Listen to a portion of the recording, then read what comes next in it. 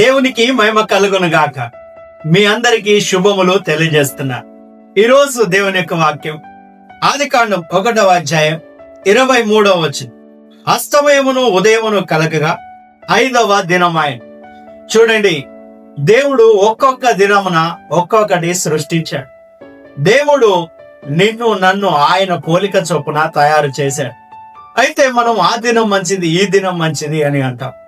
కానీ మనము కష్టపడుతూ పని చేస్తూ మనం సాధించడానికి ఒక రోజు ఉదయాన ప్రతిరోజు మనం బయలుదేరినప్పుడు అన్ని దినాలు మంచి, అన్ని దినాలలో మనకు ఫలితం వస్తుంది.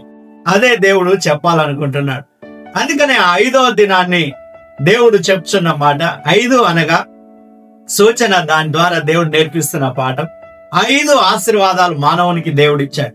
అదే ఆదికాండం 1వ అధ్యాయం 27వ వచనంలో మనం చూసుకున్నప్పుడు దేవుడు ఆశీర్వదించాడు.